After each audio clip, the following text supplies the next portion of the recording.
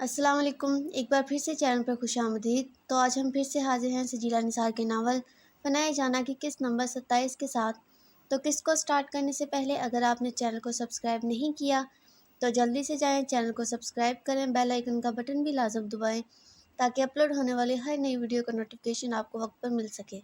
تو چلیے بڑھتے ہیں اب ہم قسط کی جانب۔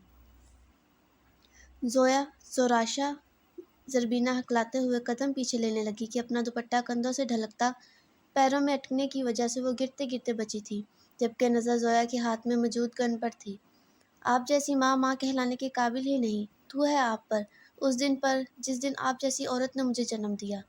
زویا گن کا رخ اس کی جانب کیے سرخ آنکھوں سے بولی تھی۔ ہم کو معاف کر دے، میں تیرا ماں ہے، زربینہ کانپتے دل کے ساتھ ہاتھ جوڑتے بولی۔ وہی ماں جس نے میرا بچہ اس دنیا میں آنے سے پہلے ہی مجھ سے چھین لیا۔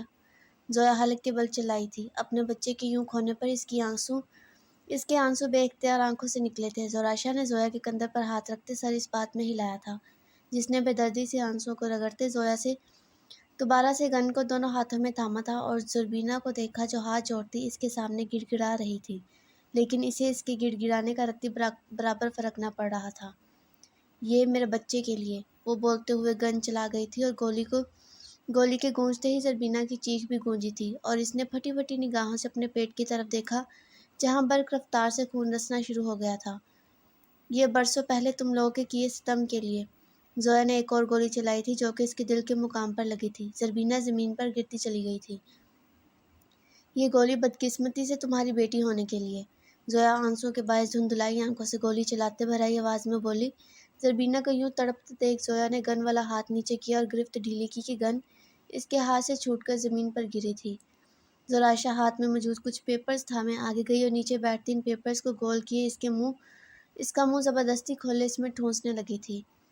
لے لو تمام جائیداد جس کے لیے تم لوگوں نے اتنے خون بہائے، دفن ہو جاؤ اس میں گھٹیا عورت، تم عورت کے نام پر دھبا ہو، یہ لے لو جس کے لیے تم نے ہم سب سے ہماری خوشیاں چھینی۔ زوراشا بھی اپنے تمام بدلے پورے کرنے پر تھی اور پھر ایک قہر برساتی نظر سے اس کے مردہ وجود کو دیکھا جو چند سیکنڈ پہلے ہی مردہ ہو گیا تھا، اور پھر زویا کے پاس آئی۔ چلو زویا، موری گاڑی میں ہماری منتظر ہوگی۔ زوراشا زویا کا ہاتھ پکڑتے بولی اور دونوں حویلی سے نکلتی گاڑی میں بیٹھی تھی۔ گاڑی کے تھوڑا سا دور ہوتے ہی حویلی سے دھواں اٹھنے لگا تھا اور چند ہی سیکنڈ میں آگ نے اس حویلی کو اپنی لپیٹ میں لے لیا تھا۔ حویلی کے ملازمین کو وہ لوگ پہلے ہی وہاں سے نکال چکے تھے۔ وہ اس حویلی کو خاکستر کر دینا چاہتے تھے اور وہ ہو بھی رہی تھی۔ دلاور جلدی کر، ہمارے پاس وقت نہیں، وہ پٹھان کا بچہ ہمارے تک کبھی بھی پہنچتا ہوگا، بہروز خان اپنے بھائی دلاور خان سے کہا جو خود کے سر پر جیلی بال سیٹ کر رہا تھا۔ وہاں سے فرار ہونے کے بعد بہروز سیدھا دلاور کے پاس آیا تھا۔ اب ان کا ارادہ اپنا بھیس بدل کر یہاں سے نکلنے کا تھا۔ وہ دونوں ایک دو بیگ اٹھائے باہر کی جانب ہڑبڑی میں بھاگے تھے، لیکن دروازہ کھولتے ہی انہیں خود پر آسمان گرتا محسوس ہوا تھا، زمین جیسے پیروں تلے سے کھسک گئی ہو۔ دونوں بھائیوں نے ایک دوسرے کو سہارا دیا تھا ورنہ دونوں زمین بوس ہو جاتے۔ واہ موسیٰ موٹے پٹھان، تمہارا باپ تو پہچاننے میں نہیں آ رہا، داؤد نے دیوار سے ٹیک لگائے بڑے دلچسپ انداز میں پٹھان سے کہا جو دروازے سے ٹیک لگائے خود بھی دلچسپی سے ان کے بدلے حلیے کو دیکھ رہا تھا۔ ہاں میں بھی وہیں دیکھ رہا ہوں، دلاور خان کو تو دیکھو ذرا اس کے بال۔ پٹھان اس کے بالوں کو دیکھتے ہاتھ پر ہاتھ مارے زور سے ہنسا تو دلاور کے بال دیکھتے داؤد اور بہرام کی بھی ہنسی نکلی تھی۔ کیا لگا تھا تم لوگوں کو، تم لوگ یہاں سے فرار ہو جاؤ گے اور ہمیں پتہ بھی نہیں چلے گا، اتنا بچہ سمجھا ہے؟ پٹھان گھر کے اندر داخل ہوتے بولا جبکہ وہ دونوں ان کے اپنی جانب بڑھتے قدم دیکھتے اپنے قدم پیچھے لیے تھے۔ ارے کنفیوز کیوں ہوتا ہے، ہم سب بتاتا ہے نا، بڑا دلچسپ انٹرسٹنگ گیم تھا، اس کا سٹوری بھی کلاسک سے بھی کلاسک ہے۔ اور پٹھان، داؤد نے ان دونوں سے بولتے واپس پلٹ کر پٹھان کو پکارا۔ کیوں نہ اس سٹوری پر فلم بنایا جائے؟ اس کی دل جلانے والی مسکراہٹ بہروز خان اور دلاور خان کا خون نچوڑ رہی تھی۔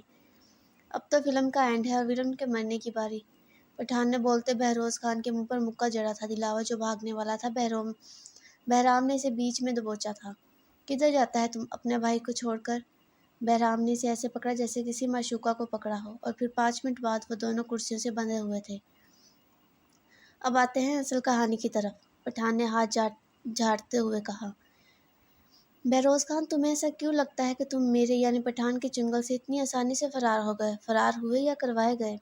پٹھان کے پرسوچ انداز پر کہی بات پر بہروز کے دماغ میں جھماکا ہوا تھا۔ بوڑھی ہڈی ہے، زیادہ زور مت ڈال، بتا دے۔